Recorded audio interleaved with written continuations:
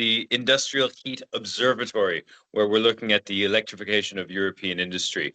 This is a joint venture between ourselves at the Electrification Alliance and our good friends at Climact Insights, who have developed a tool looking at the industrial electrification of European industries. We are going to start with their presentation of the tools, looking into some of the data of where we are today. And then we're going to turn to Josephine van Bekkelaer, maybe, from the European Heat Pump Association, who's going to take us through some of the day-to-day realities of those industries who are trying to electrify. I'll continue to moderate the debate, and then we'll also turn to Tom House from the European Commission to hear more about the upcoming Electrification Action Plan, which is now due on July 15th. My name is Adrian Heel. I am the director of the Electrification Alliance. The Electrification Alliance is 10 members, bringing together the entire supply chain of electricity in Europe, the goal of which is to bring European energy into European industry and buildings and transport, and ultimately freeing us from fossil fuel dependency.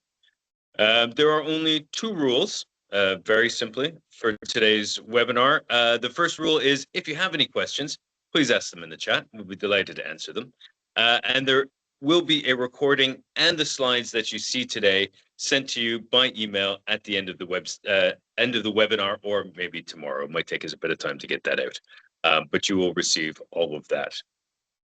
With that out of the way, and with the introductions out of the way, Simon from Climact, I'm going to turn to you to introduce to us this tool that you've developed to help give us an idea of what exactly is going on with industrial electrification in Europe.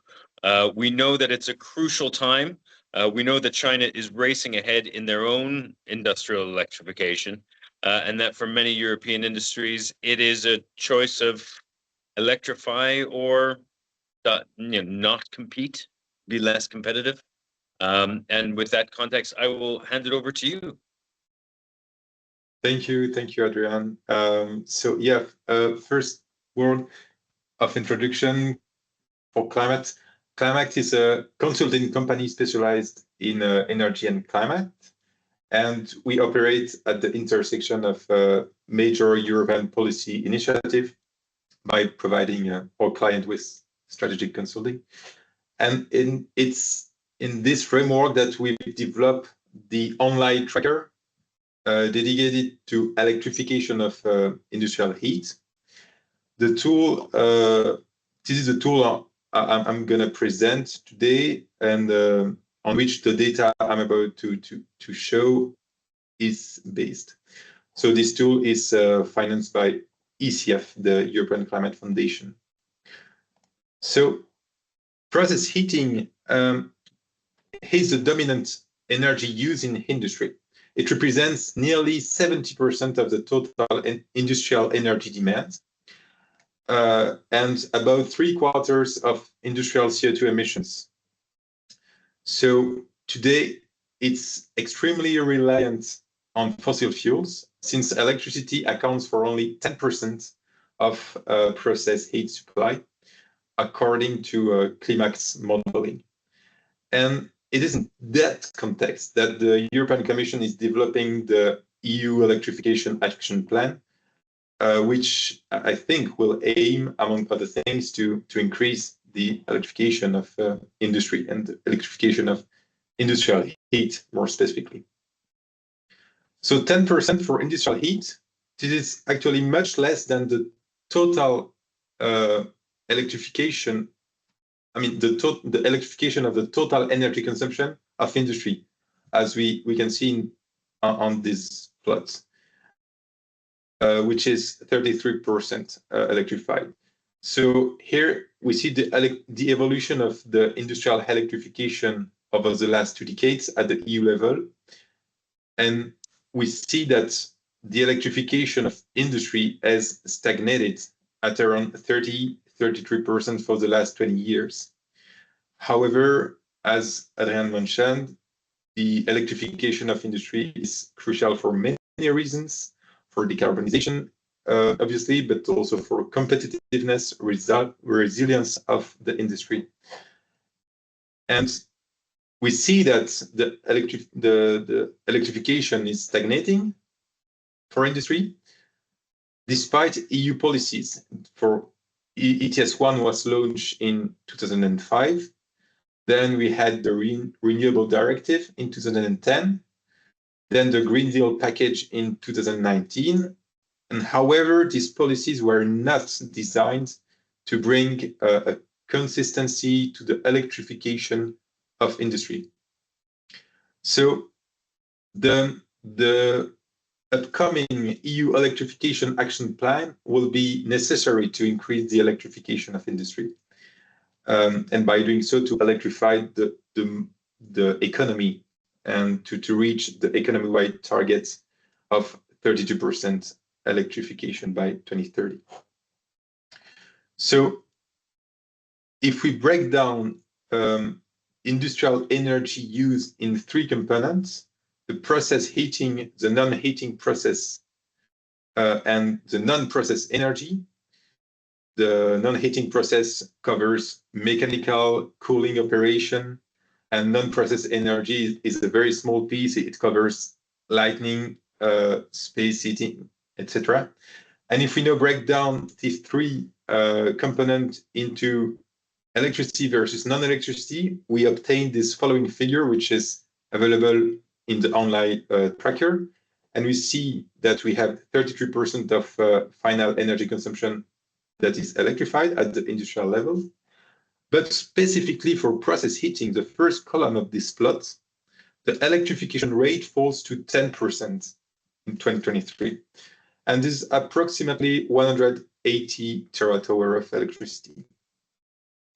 So this figure of 10% is a result that we obtain thanks to the model and the tool developed by Climact, which I will present now. So, yeah, you should see my screen. Let's take a look at the online tool developed by Climact. I'll share the URL, sorry, with you shortly. So the tool is organized in 6 stats, including a general introduction, a European overview of industrial heat electrification, an overview by country, by sector, and a cross-cutting analysis. And finally, all the methodological details that ensures the tool full transparency. This website displays the results of a model developed by Climact, as I said, and it will be updated maybe annually or as much as possible. For example, at the EU level, you will find the key figures I presented earlier. So we see the 10% level of electrification of industrial heat, but also the absolute heat demand of industry. And we can also see the graph, and all the plots in this tool are interactive. For instance, here you can see the share of electric versus non-electric industrial heat.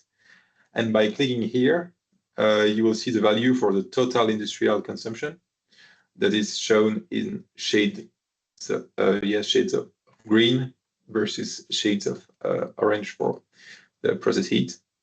But you can also view the absolute values versus the share in percentage, and you can break down all the results by energy carriers. So there is a lot of data available in each plots. And below you have a summary of the graph I've introduced earlier.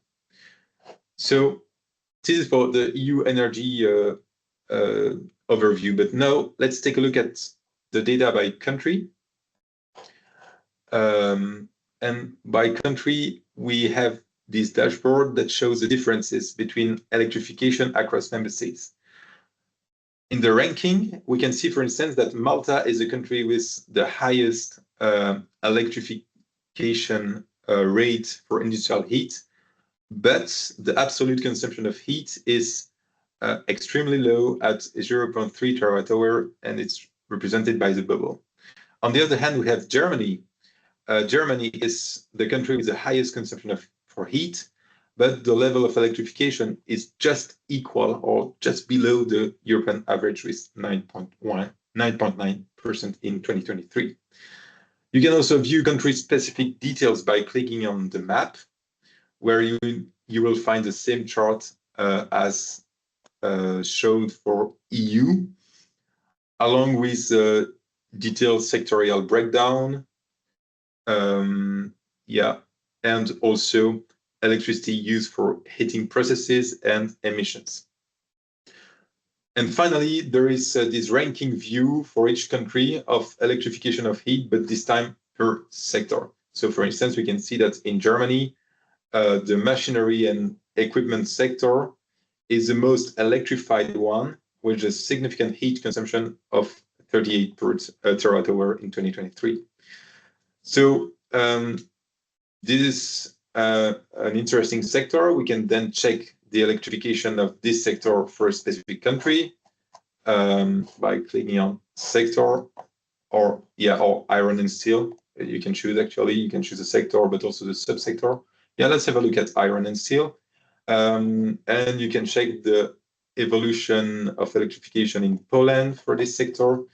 You will see that this sector has indeed experienced a strong growth in heat electrification.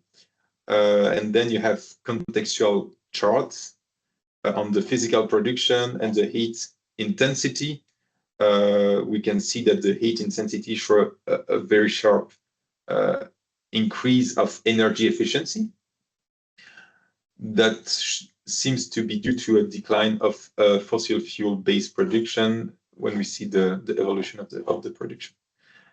And finally, the cross-cutting plots show for a sector. Let's select the machinery and equipment sector. Here we have the overview of this sector, but across all member states. And we can see the electrification trends for all countries versus changes in production. So this answer to the question if electrification is due to a production decline or not. And the countries here in green, so Germany, Luxembourg, etc., Bulgaria, Austria, we can see that these countries are those where the production has increased as a result of greater electrification, where the opposite for the countries in red. And the countries in brown indicate that the electrification has increased, but this is due to a phase out of fossil fuel-based facilities or installations. So this is an overview of the web tool. It allows you to track a lot of things per country, per sector, and you have this cross-cutting view for specific question you have. Let me also mention that we have at the sectorial level, we have this subsectorial view for iron and steel. We can really track for one specific subsector of furnaces, for instance. So there is a lot of data. Then we need to make the data speaks, obviously. And let's now take one sector for one country, and let's take the food industry in Germany and see what the data can tell us. The food sector in Germany is a major economic sector. It involves several heat-based processes at various temperature levels.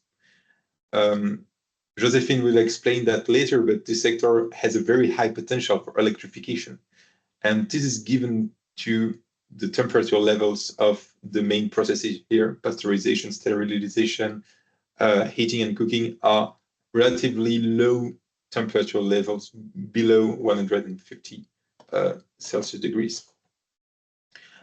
And here now is a trend in energy consumption of the sector. All processes combined, heating and non-heating processes. And we see that across the entire sector, the level of electrification is about 1/4. So we can see also that this a large sector with an energy consumption of 50 to 60 terawatt-hour in the past 2 decades. So now it is the trend in the sector's production over the same period. It is based on a production index proposed by the GRC. And so we can see that the food industry is actually a growing sector in Germany with a 30% increase in the production over the past 20 years. So it's a sector where it's crucial actually to provide electrification solution to avoid lock-in of fossil-based technologies. And now if we look at the electricity consumption of the sector for heat-based processes only, we can see that this is one of the key metrics that the Climact web tool provides for all sectors, subsector, countries, etc. We can see that the electric consumption for heat-based processes has increased at the same rate, 30%, as the production on the past 2 decades. So this seems to indicate that there has been no increase in the electrification of heat processes, actually. And we can check that by verifying the use of this latest output calculated by the Climact model. And that is available on the website as well. So this is a specific energy consumption per unit of production. So you see the specific energy consumption per unit of production in total, and there for non-electric heat and electricity for heat. And so what we see is that there have been efficiency gains in the sector, definitely, but only for the non-electrical heat portion. The share of electrified heat has remained unchanged, and this reflects structural barriers for a sector that operates at relatively low temperature, as I said, maximum of 150 Celsius degrees. I'll let Josephine explain these barriers, but we can already cite the price ratio between fossil gas and electricity, the investment cost of electrified technologies, and also the grid connection as key factors for this specific sector. So that was, in a nutshell, the main results of the industrial heat electrification tool developed by Climact. And now I will share the URL in the chat, and I will pass the floor to Adrian or Stephanie. Thank you very much, Simon. That was really interesting. I don't think I've ever seen quite so many insights out of so many charts with flat lines on them. It's really just so very clear from that data that things have not moved up until 2023, which is when the most recent data is from, correct? Yes, indeed. Yeah. And there was one question in the chat, which was actually quite a good one that I'd like to pose to you right now, which is, have you considered correlating the price of electricity with the rate of electrification? And the caveat, the caveat I'd like to add to that is, you also talked about things like network fees and grid connection charges. So maybe would it also be interesting to do a mix of all of those pricing factors into the rate of electrification? Yeah, thanks a lot for this question. Indeed, it's a fair one. And this is something we plan to track, and we can show the correlation. I mean, we can illustrate, we can show the correlation between the electrification level and the ratio, the gas to electricity ratio. Mm-hmm. Based on extensive data we have on Eurostat. So that's a good point. We can add them on the website. I know that EEHPA is doing some analysis on that as well, but then for some specific sector and for heat pumps specifically. And on the second question, sorry, Adrian, I forget it. Oh, just if it's a question of, I mean, electricity, the cost of per kilowatt hour of electricity is one factor, but then you have the other factors that you talked about, like grid connection charges and tariffs and levies on that electricity as well. So I'm just wondering if there's, yeah, maybe you need to look beyond just the price per kilowatt hour to really pull out some insights from the electrification rate. Oh yeah, okay, right, yeah. Okay. On that note, it's now perfect time to go over to our second guest, who's Josephine Van Beck. Don't need to pronounce my last name, it's fine. Yeah, Josephine. Who's very much going to take us through the specifics of the heat pumps, looking at those upper limits that Simon mentioned, and some of the barriers to how we can actually get some of those flat lines to start curving. And then I want to talk about whether they actually are curving or not, given some of the geopolitical events. With that, Josephine, I'll turn it over to you. Thank you. Thank you, Adrian, and thank you, Simon. I'm very happy to be here. Thanks for the invitation. And on a lot of the points that Simon raised, I will also follow up and go into in my presentation. So I'm from the European Heat Pump Association. So on the next slide, very briefly, we are the sector association for heat pumps in Europe. So the link between policymakers and the heat pump sector, bringing together around 220 members, heat pump manufacturers, component manufacturers, research institutes, test lab utilities, national associations, and so on. And on the next slide, you can see that we cover there's a wide range of heat pumps, and we cover almost all of them. So we cover residential heat pumps, commercial heat pumps, but also those in industry and district heating. The ones we don't cover are the ones in white goods and cars. But today we are here to look into the industrial and district heating heat pump application, or specifically the industrial ones. Just very briefly, what are these heat pumps, or how do they work? On the next slide, you can see, so an industrial heat pump is quite similar to a residential or commercial. So a heat pump uses renewable energy or waste heat. And usually in industry, it's waste heat that is already available in the process, and that is being upgraded with the help of electricity to a higher temperature level that can be then be used in another part of the industrial process. So if you compare to, for example, a fossil fuel boiler, there you, with 1 unit of fuel, you create 1 unit of heat, and with a heat pump, with 1 unit of electricity, you create 3 to 5 units of heat. So it's much more efficient. So these large heat pumps, they have higher capacities. Yeah, the starting point that's not really clearly defined. Some would say at 70 kilowatts. We usually use 200 kilowatt, but yeah, that can be debated. It's more about what is the end use. They have higher temperature levels, so they reach today up to 200 degrees, and they are being used in different types of sectors, such as food and beverage, pulp and paper, and so on. And the typical processes are drying, pasteurization, distillation, heating, cooling, evaporation, and so on. So on the next slide, you can see that indeed the potential is enormous. And there I'm super happy to see also the tool of Climact. So I think we can update this graph, which is already from 2020, if I'm not mistaken. So it's very good that we have more detailed data on this and that we can update this. But on this graph, you can see that 37% of the final energy demand for process heating in Europe is below 200 degrees.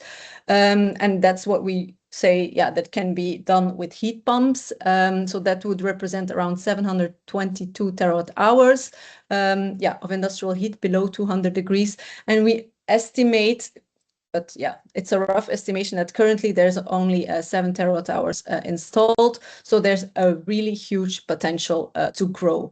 We also know from numbers of the IEA, there they say that commercially available heat pumps, industrial heat pumps, could meet nearly 30% of the heat demand in the chemical, paper and food industries, with an installation potential of 15 gigawatt across 3,000 European facilities. So there's a a huge demand or potential.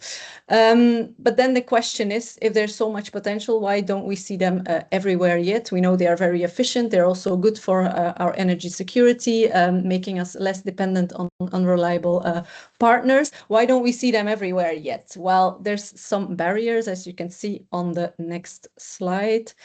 So yeah, these are a bit the blocks of barriers we see today, and the main one, which has been highlighted also by Simon, is this economic barrier. So on the next slide, you can see that this electricity to gas price ratio plays a crucial role, because of course, the capex for the upfront cost for these technologies is higher, and because of the efficiency of a heat pump, you would expect that the operating cost should be lower.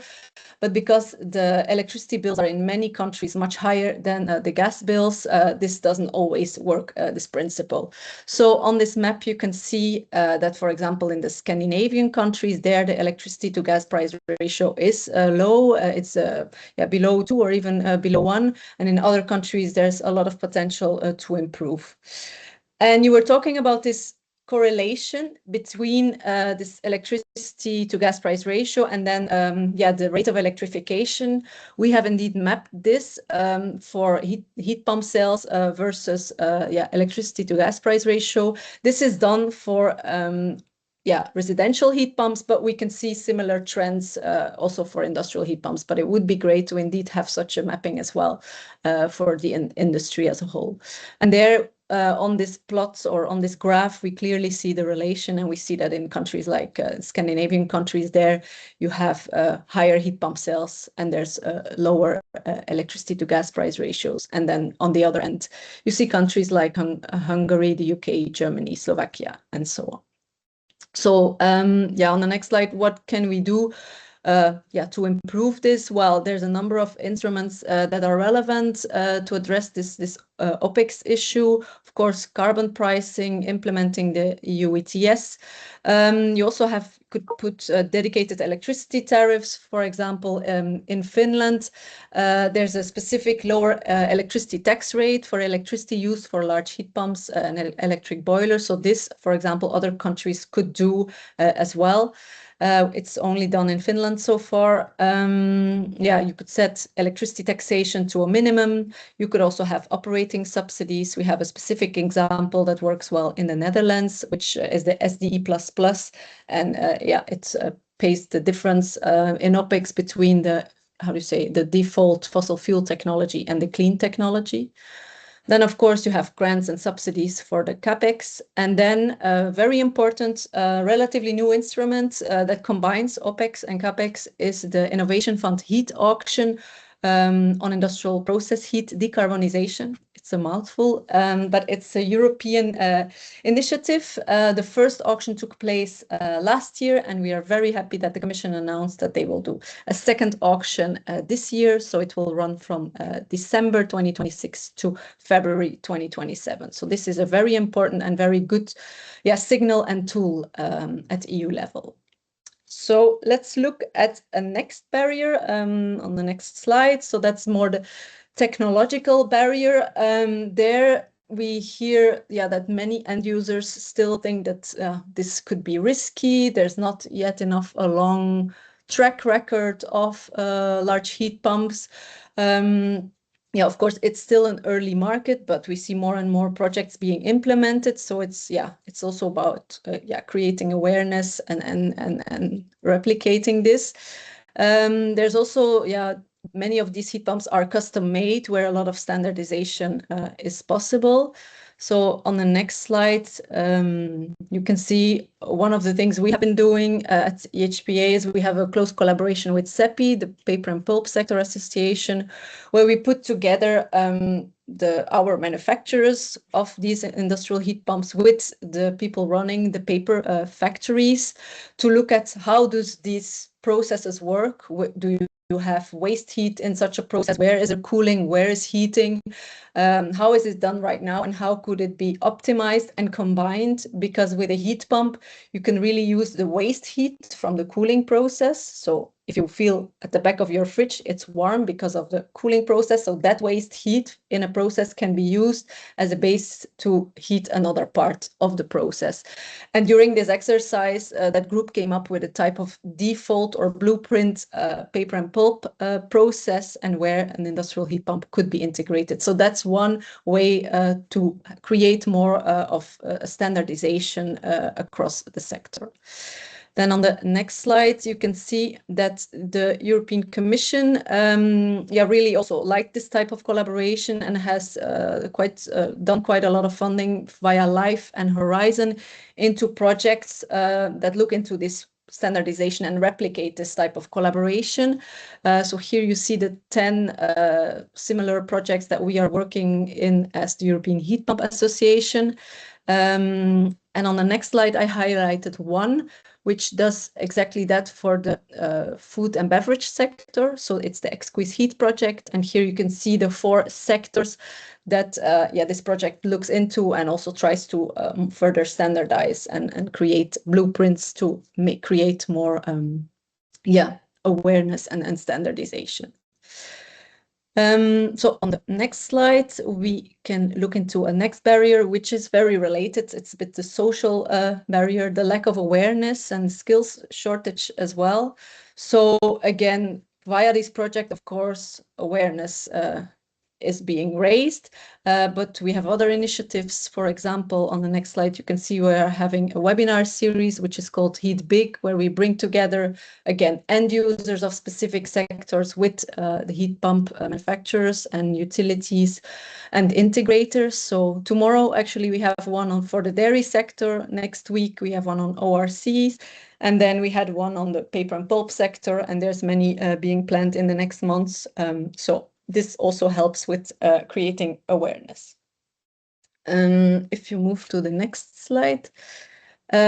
Another thing that we are working on is to really show that, these projects are already being implemented all around Europe, both in district heating and in industry. So this is a map we are working on. It's for now still closed. How do you say? We have it internally. It's not finalized yet.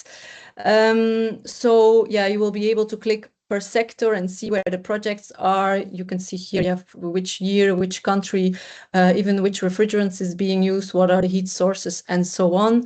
And this should help to also create more visibility and more detailed data as well on the sector. So if we move then, the next barrier indeed was infrastructure. This had been mentioned also by Simon. So you can see on the next slide that, there's quite some issues there. We hear a lot of complaints that projects do not get their grid connection requests approved. This is a graph from a study from E3G, where they show really that in Spain, for example, many of the industrial demand connection requests were not being granted. And then some other examples that we heard from the German Paper Manufacturers Association, that there's on average a 5 to 10 years delay, even for 10 to 50 megawatt projects. And then a brewery in Belgium mentioned that there's a 5 years delay because of a distribution grid node that did not allow for added capacity. So really to show that this is really problematic. And then that same E3G study, as you can see on the next slide, they put a list of recommendations on how we could overcome that barrier. So it's specifically for member states really to act upon this, to implement the Electricity Market Directive, for example. There was also a guidance by the European Commission on efficient and timely grid connections, so to actually implement that guidance. But then at the same time, we also need to ramp up investments in grids and plan it properly. So there's a number of recommendations indeed. And then if we look at the last barrier, it's more the legal, the political framework. As we also heard from Simon and Adrian, is that, we don't see a big strategic support for industrial electrification at the moment.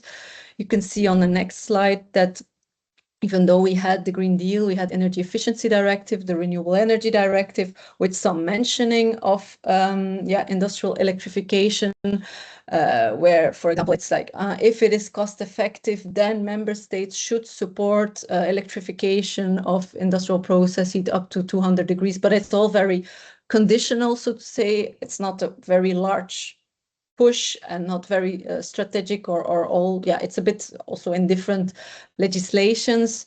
So there, for us, it was very positive. The Accelerate EU document that was published in April, where we really see a paradigm shift, where really now the European Commission says, okay, electrification is the key to achieve more energy security.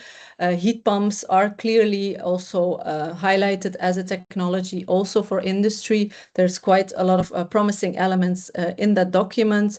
So there we really also hope to see that further developed in the Electrification Action Plan and Heating and Cooling Strategy to really focus very clearly on industrial electrification as a whole and not dispersed in different legislations, so to say. So thank you. That was my presentation. Thanks very much, Josephine, for sharing that with us. If I can, a couple of quick questions, just while I have you. First one, technically, you said you had an ORC webinar. What's Yes. ORC?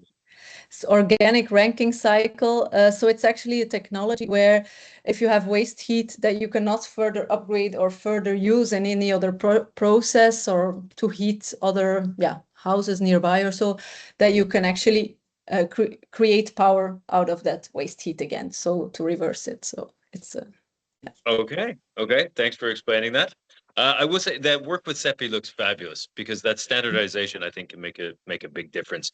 It's worth pointing out the paper industry, uses about 10 billion cubic meters of gas a year. It's a massive amount of energy we're talking about.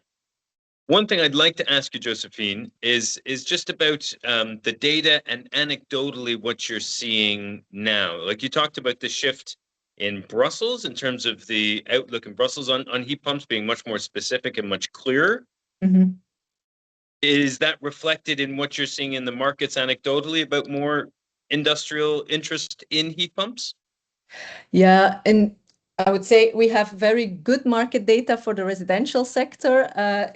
We are developing it and in the process also for industry, but in the residential sector, we saw again after some years after 2023, 2024 decline, we see again a growth in the market now. So that's very promising. And we also see that, we can really see that trend also in industry. Just the fact that we are, requested by end user sectors, for example, by the chemical sector, also by the man-made fibers sector in specific as well, wastewater treatment plants. Many reach out to us to ask, okay, we want to use this technology. Can you help us navigate which type of heat pump? How does this work? So we really see that there's, a lot of traction also at events, webinars, and so on this topic, that you see that it's really gaining a lot more attention than in the past. So I would really say that there's a positive evolution. Yeah. Positive evolution. Okay. And that to me scans with the comments about waiting for a grid connection, because the only way you know how long it takes to get a grid connection is if you want to get one and you're trying to make it happen as fast as possible. So it sounds like there's a lot of demand there. I don't know, maybe we should have some sort of European plan to electrify things. I don't know, just a suggestion for you, Tom. I don't know if the Commission has thought about having such a plan, perhaps. Maybe you could take us through. Adrian, very smooth. Thank you. Tom, can I ask you, but specifically, we do know the Electrification Action Plan is coming up next month. Can you give us more insight into its main goals, especially as regards maybe to industry electrification? Yeah, well, for sure, it's coming out, but a lot of the things that you've outlined today are exactly on topic as far as we're concerned.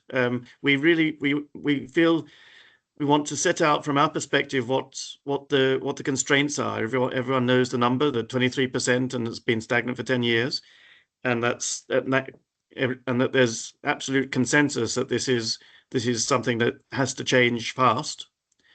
So it's a matter of looking, as you've started to do, look through what we see as the constraints to all of this, the economic, the financial, the technical, the administrative, and working out, okay, for each of these, what are we doing already? And there is a lot we're already doing, and whether you're looking at the grid side and the connection regimes that we've been providing guidance on, or the electricity market design and introduction of flexibility that's meant to be bringing prices down, because a core aspect of all of this, as you've already highlighted, is the high cost of electricity, particularly vis-a-vis gas. So setting out what those barriers look like, and what more we can be doing using the great data that is coming on stream these days to help us. I think we need to do a lot more working with industries. When it comes to industrial heat, we've been putting money on the table already. We have the successful first auction of the €1 billion auction for industrial heat. We're very happy with the way that was run, and we'll get results of that soon. The second is on the books already. Our plan will be coming out together with the ETS review and together with the proposal on network charges, and that coherent packaging gives you a signal as well about some of the solutions coming out from us, looking at the way the different dimensions of cost can be improved so that we lower costs across the system. And when that's not enough, where is the money that we can be using to support this, either national money or European money? With the industrial players, again, it's good to dive down into the weeds to see what's going on in each of the sectors and the subsectors and the processes within each sector. And we really want to be working closely, whether it's through more projects such as through LIFE or through other industry platforms, to work with industry to really get to the bottom of what they need to electrify as soon as possible. You're muted. Thank you. Thank you as well, especially for the answer, Tom. I wonder about you're talking about the different needs of different industries, and there's different barriers all the way along the line. There's also very different situations in different member states, either because they've got a different industrial mix or because they've got a different generating mix.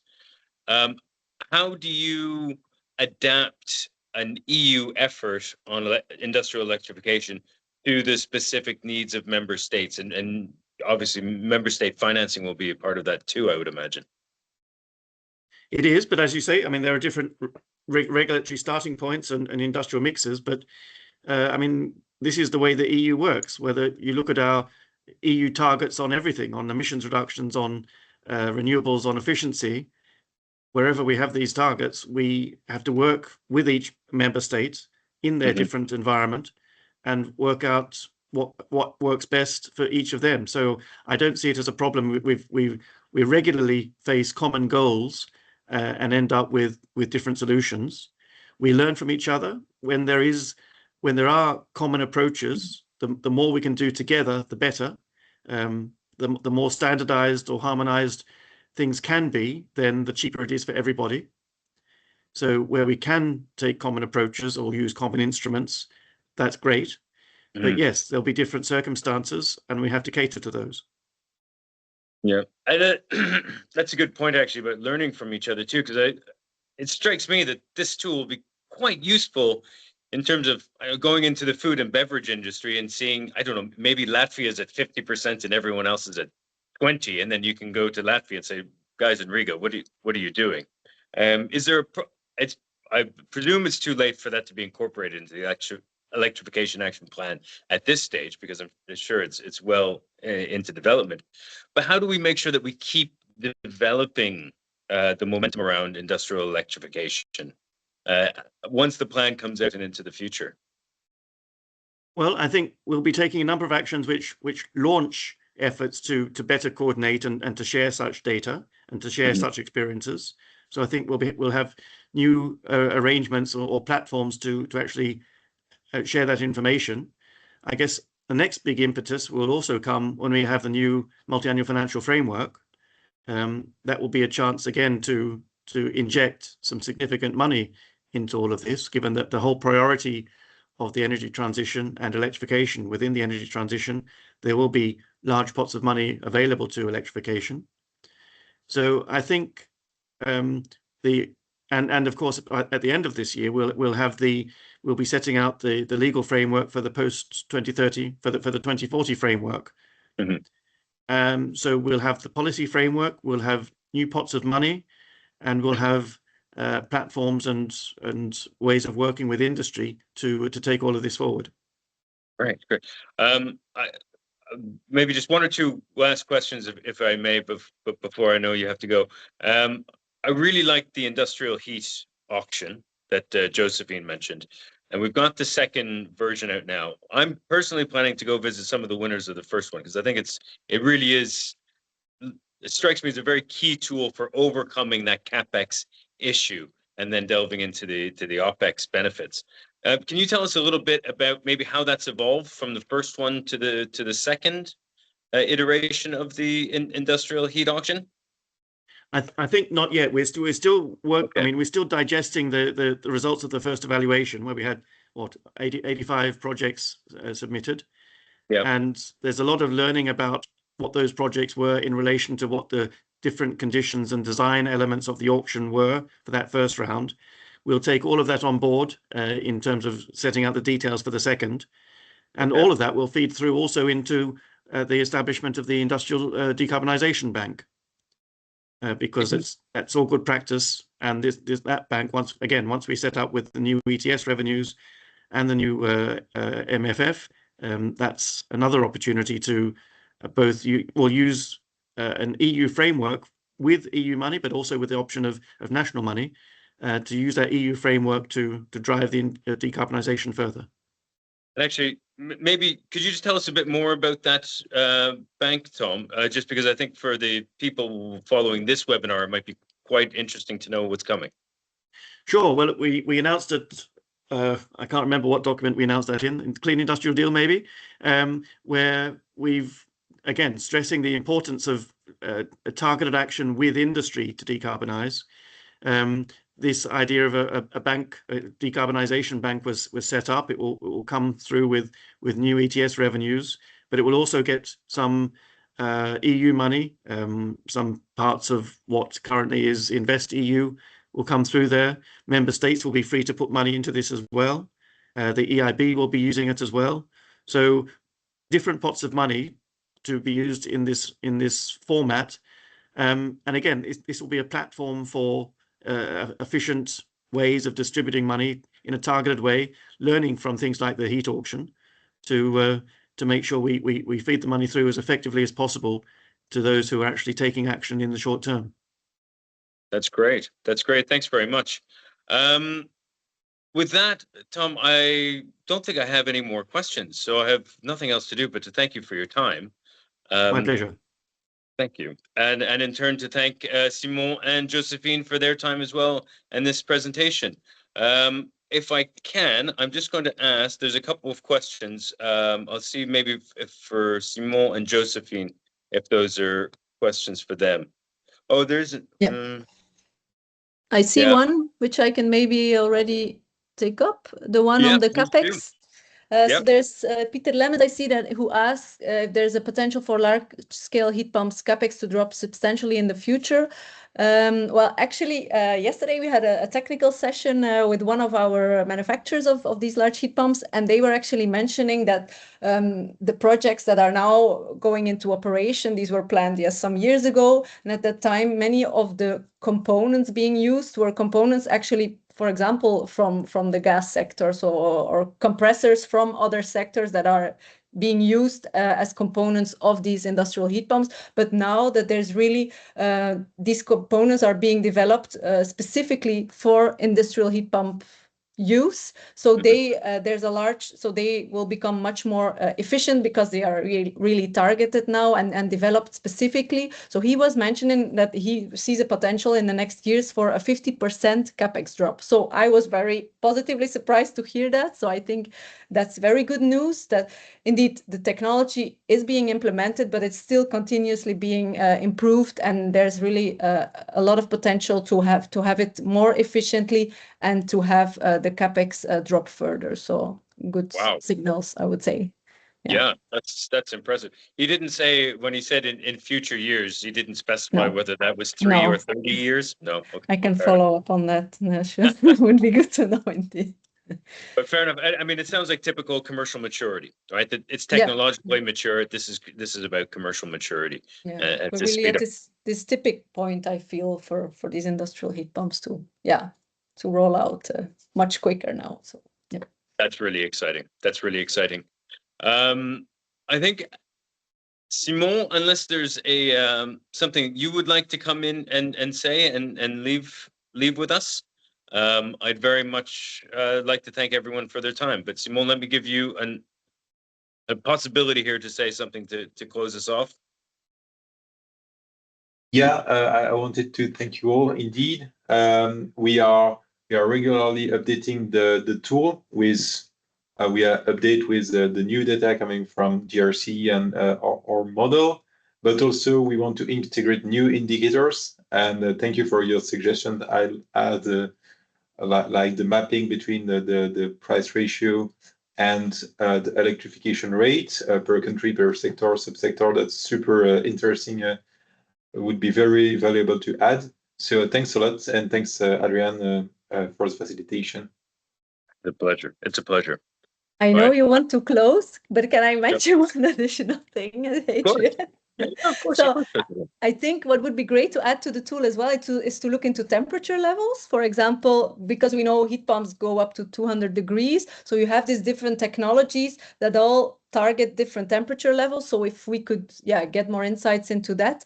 And then also, in the technologies that are being used, because if I'm not mistaken now, the tool looks in general as industrial electrification, but not whether it's with a heat pump or direct electric or something that could be interesting as well, I think. Yeah, that's right. And the most granular level is the process. So we can classify all processes per temperature based on literature review and other models. So indeed, having an output of that much energy, electricity or non-electricity energy is consumed per temperature level per sector is a great output that we can add. And for the technology, this would require indeed a more extensive modeling, I think. Great. I just seen one last question come in about the stability of the electricity grid, which I'm quite happy to answer very quickly, which is simply that the stability of the European grid especially, and it varies somewhat if you're comparing rural Ireland to downtown Brussels. But in general speaking, the stability is phenomenal, especially compared to North America. So I don't see that as much of an issue. Certainly for someone like a glass factory, where a stoppage could be catastrophic, it would be a big deal. But again, I think you can get around that with batteries that can sort of make sure that you can get over 3-4 hours of a stoppage if there was one, which would be a very rare occasion. And if you need beyond that, then you have time to bring in fossil fuel generators if that's what you need to, and you can keep the electricity running in a catastrophic event kind of thing. So I don't see that as a major blocker. I think there's a lot of other things that we need to get out of the way first before we have to worry about that. But with that note, thank you very much, everyone, for your time today. As mentioned, the slides and the recording will be sent out via email in the near future. And once again, thank you for your time.